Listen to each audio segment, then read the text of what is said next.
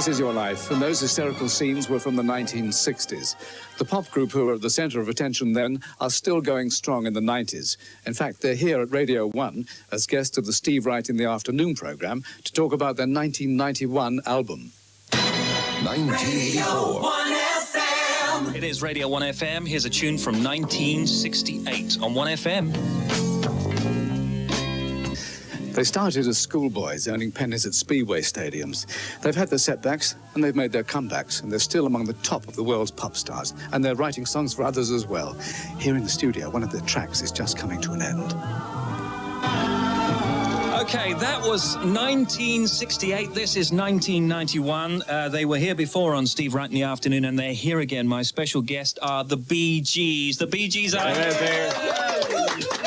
Yes, despite the rumours, we're back. Yes. Oh, my God. And the reason why I'm here, of course, is to say, gentlemen, the BeeGees tonight, this is your life. I don't believe it.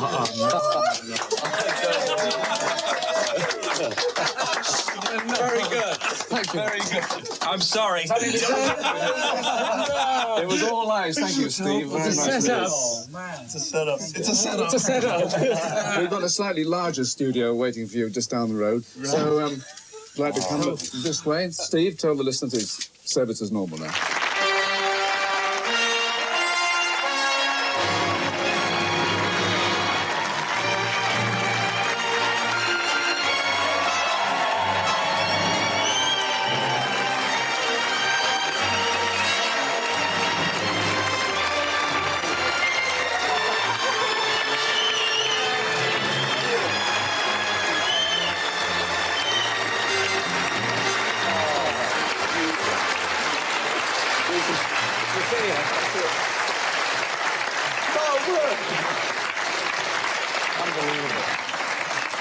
Thank you again to Steve Wright, who's joined by a collection of top DJs from Capital Radio and Radio 1. We couldn't have sprung our surprise without secret meetings at your homes in Miami with some special people. Barry's wife, Linda, with children Michael, Travis, Ashley and Stephen. Robin's wife, Queena, and sons Robin, John and Spencer. And Morris's wife, Yvonne, with Samantha and Adam.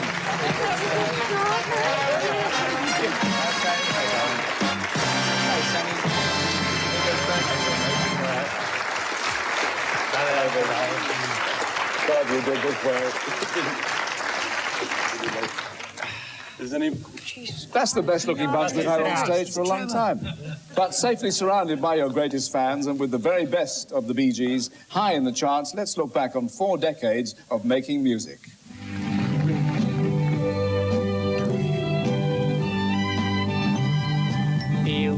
I'm going back to Massachusetts. Something's telling me I must go home.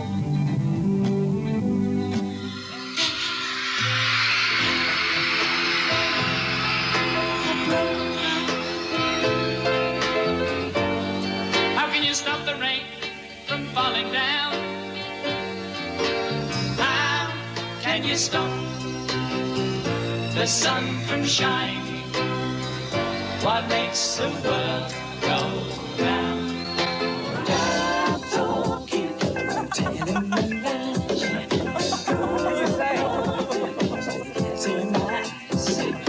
Nobody believe what you say. It's just your job talking that gets in the way. Laying it on the night on Broadway, singing them love songs, singing them right to the heart.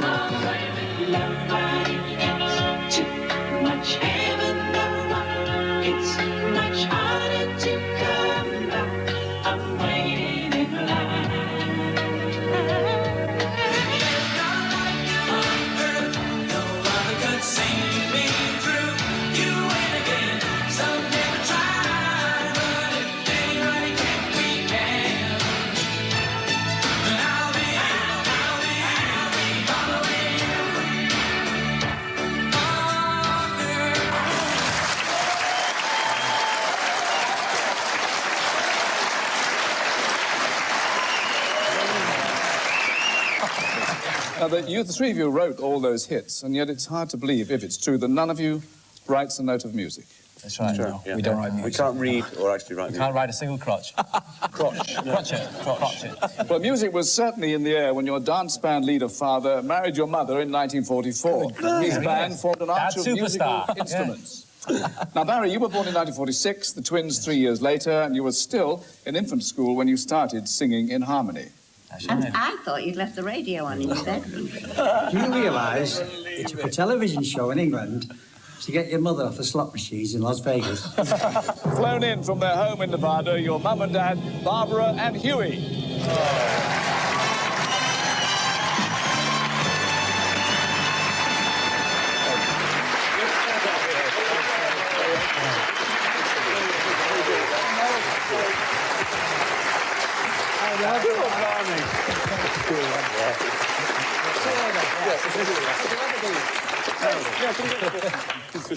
It's a long walk down there, isn't it? Right down the end there. Now, Barbara, back to your days in Manchester, you thought the brothers, you said, were listening to the radio. So you opened the bedroom door. Then you close it I again. thought they were listening to the radio. I opened the bedroom door, and the three of them, the two little tots and Barry, were sat on the bed singing in perfect harmony. Ah. And they did an encore for you, Huey, when you got home. Yeah, they were really great. And what happened shortly after that is Barry got the bottom of an old cheese barrel, put a piece of wood on it, pinched the household fuse wire, and made a guitar. And then when I saw things were heading that way, I bought him one, £4. Second-hand guitar, right? And that's where it all started. Well, by that time, your father's band leader job had brought the family back to Manchester from your birthplace in the Isle of Man. It was 1955 and rock and roll ruled. Saturday morning children's cinema clubs held competitions, kids miming to stars like Bill Haley and the Comets. But somehow the record you took along got broken. So, Maurice, what happened next? Well, actually, we in those days, records broke. They were not, you know, they weren't unbreakable. And we were walking towards the theatre door, and I dropped it. And we were going to mime to it, because the kids mimed, but it broke. We got onto the stage manager put the microphone in front of us, and we sang Lollipop. Yeah. Which was what we used to sing at home all the time. How did that go? Oh, no. All right, OK. It's twice the fee. Yeah, right. All together now. Lollipop, lollipop, lolly, lolly, lolly, lollipop, lollipop, lolly, lolly, lolly, lollipop, lollipop, lolly, lolly, lolly, lollipop, lollipop.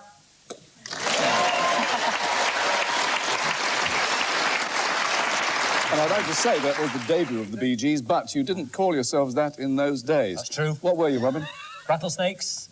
We Johnny Hayes and the Blue Cats and the Rattlesnakes. Rattlesnakes was first, yeah. Has a certain ring. It was more of a certain skiffle ring, yeah. sort of Yes. thing that was in at the time. Well, I don't know if you had a feeling then, lads, that you would go far, but just 2 years later you did, to Australia. The family settles at Redcliffe near Brisbane. Now, Huey, you have to spend months at a time out of the bush working as a photographer's assistant, but the boys make quite serious pocket money singing from the back of a truck between races at the local Speedway Stadium. And your career gets a kickstart when your talent spotted by a Brisbane DJ. He features you on his top-rated lunchtime programme. Next, you're picked up by local television. Here is your very first appearance. Oh, my old man, he wears nothing less. He wears no blinding trousers, and he lives in a council flat.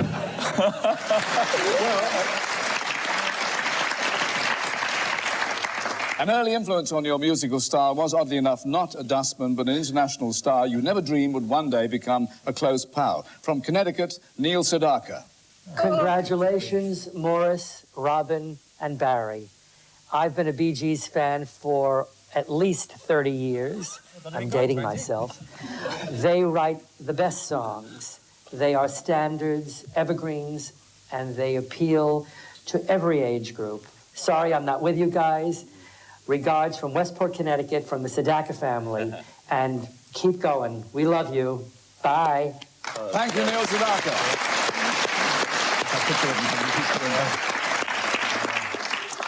You have no fewer than 11 record releases before you have your first success, Spicks and Specks.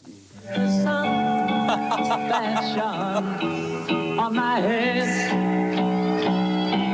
the sun in my life, it is dead, it is dead. Well, ironically, news of that #1 hit in Australia reached you when you'd already boarded the boat home, and the outlook was distinctly sunny when you arrived in London and auditioned for an Australian-born pop impresario. The result, an exclusive management deal that was to make you millionaires. Recalling that February of 1967, Robert Stigwood. Dear Baz, Rob and May, nothing gives me greater pleasure than being an old Aussie bushwhacker to celebrate this as your life. I am thrilled for you tonight, and I send you, your families, and all your children, all my love, and I love you all.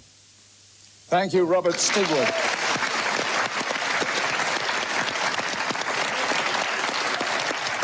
Well, now, by September, you'd released the first of your international hits, New York Mining Disaster. By the end of the 60s, you had over 24 #1s in 15 countries.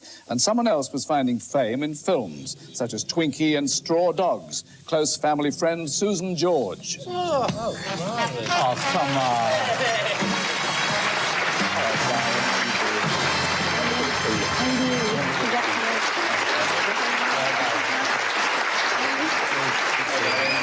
Thanks for coming.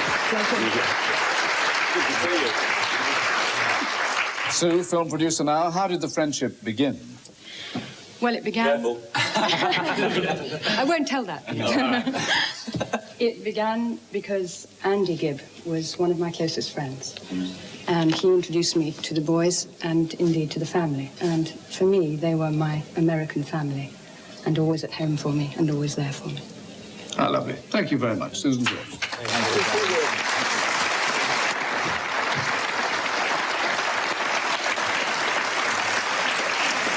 Well, after 60s success, the 70s start in discord. The pressure of non-stop work is telling. Robin goes solo, and the eldest of the Gibb children stands in for him at the talk of the town, the first and last female Bee Gee. But she quit the pop scene and now runs her own boarding kennels in Sydney. Your sister, Leslie. Wow. Hi, guys. I'd love to have seen your faces at this time. I'd have given anything to have been with you. Anyway, we will be next year if everything goes according to plan. Hi, I bet it was a wonderful surprise. We're very proud of you. Congratulations, and I hope it's still going on for years to come. Hello, I would just like to say hello to my cousin Travis. Big waves. Lovely. Thank you, Leslie and family. Now, you three are back on song with a vengeance by 1971 with a #1 in the American hit parade and a triumphant return tour of Australia. Your continuing domination of the charts hits a peak in 1978 with your songs for Saturday Night Fever.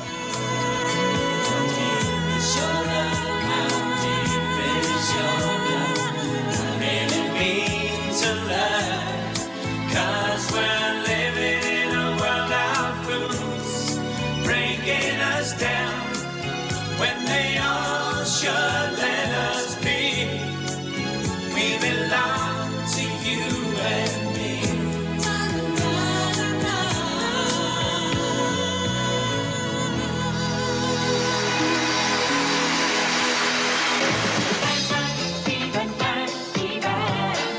We know how to do it. Give it a night, even night, fever.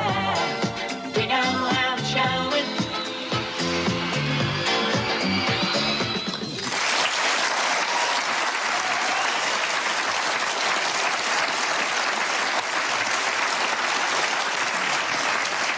Your music for Saturday Night Fever has a profound influence on one of the world's greatest pop idols. Right now, as usual, he's recording a new album. On the line from his Hollywood studio, Michael Jackson. Hello, brothers.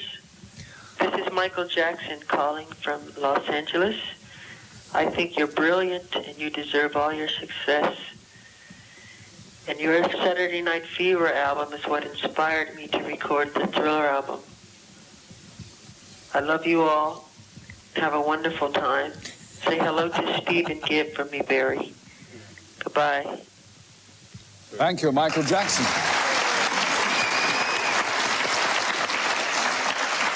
You'll also find harmony away from the recording studios. All three of you find married happiness second time round. Barry to Linda in September 1970, after being introduced by young Jimmy Savile himself. Morris to Yvonne in October 1975, and Robin to Dwina in July 1985. Then, as if 6 Grammy Awards weren't enough, you even got to be impersonated, all three of you, by a certain mad broadcaster. Wonderful. Great. Where is he? Oh. Yeah.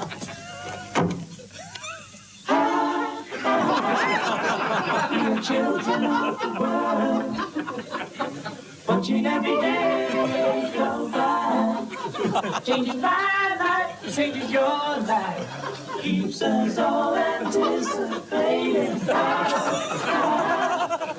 We are searchers of the truth.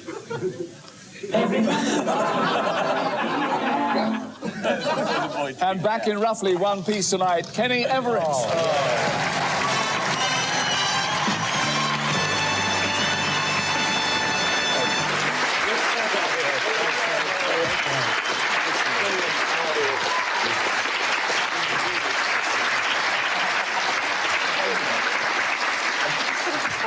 Kenny? It's uncanny, the likeness. We look just like you. You looked wonderful on the screen there. I look wonderful now, you rat.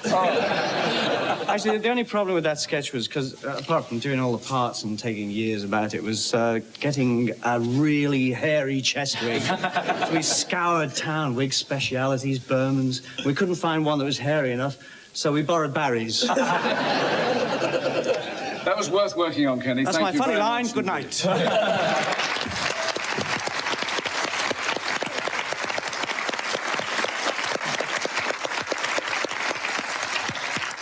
In 1979, the year of the child, you performed and donated your song, Too Much Heaven, to UNICEF. The Prince's Trust has also benefited from your charity appearances, as has Capital Radio's Help a London Child. Come the 80s, you started to concentrate on writing and producing recording hits for other stars. And we got nothing to be guilty of. Our love.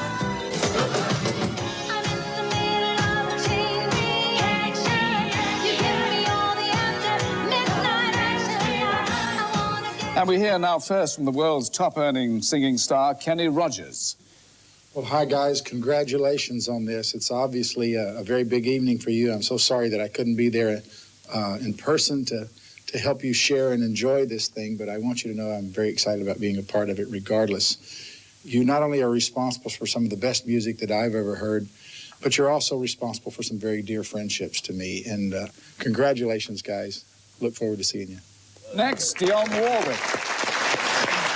Hi, Barry, Maurice, and Robin. I'm sorry I can't be with you there in person to hug you and congratulate you on this wonderful honor. I remember very vividly, in Florida, in the studio, not wanting to record Heartbreaker. But I must say a great big thank you. It was the biggest record I've ever had. When we're going to do it again, I look forward to it. Take good care, God bless, and I love all three of you. And now, Diana Ross. I would like to congratulate you, Barry, and Robin, and Morris for your success and your longevity in this ever-changing music business. And I thank you for letting me play a very small part in your life. And lastly, Barbra Streisand. 10 years ago, Barry and I collaborated on an album. I'll never forget the experience. It was the most fun I ever had making a record. And tonight, all of the Gibb brothers are being honored by This Is Your Life. Am I happy to be part of this celebration? I plead guilty. Thank you, Kenny Rogers, Dionne Warwick, Diana Ross, and Barbra Streisand. Now, back in 1969, there was a TV film on this side of the Atlantic, Cucumber Castle. Remember the bedroom scene?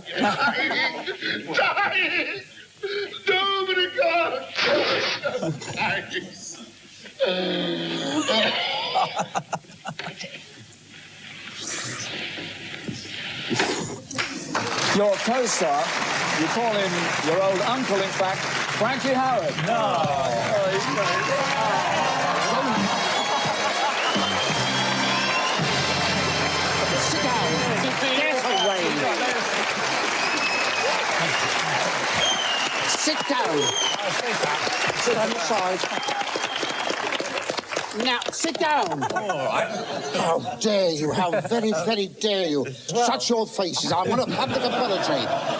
We did this film. It was called the Sergeant Pepper's Lonely Hearts Club Band.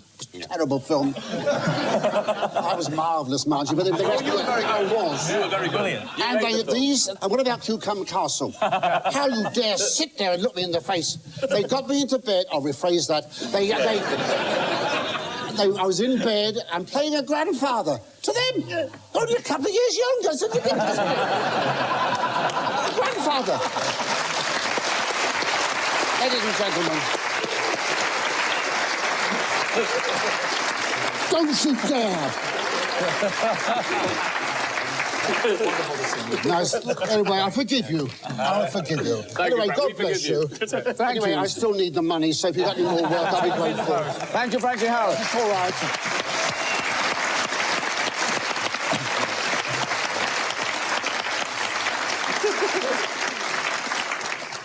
What happy memories. Now, running parallel with your own achievements, another gifted brother found his place in the spotlight. Youngest of the family, Andy Gibb had a series of hits in the late 70s, including An Everlasting Love and Shadow Dancing. After his death just 3 years ago, you dedicated this song to him. I wish you were here, trying these tears I cry. They were good times, but a bad time of year for being alone. 'Cause you're dealing with a heart of stone. Try to kiss and say goodbye.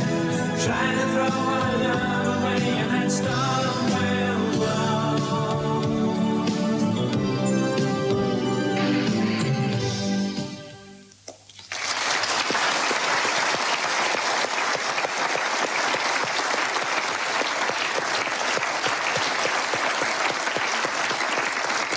Well, the 90s see you once more as top international performers with worldwide hits like this from your new album, High Civilization, Secret Love.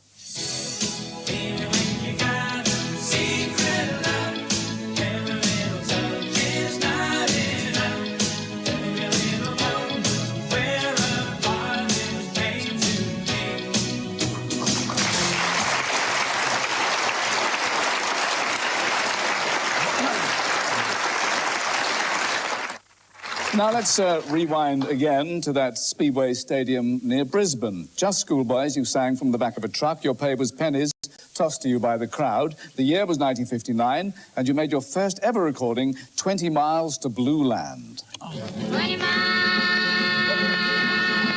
to Blue Land. You dig this up. 20 miles to Blue But to me, it seems like only yesterday. The Brisbane DJ who set your future spinning all those years ago, from Australia, Bill Gates. Oh, come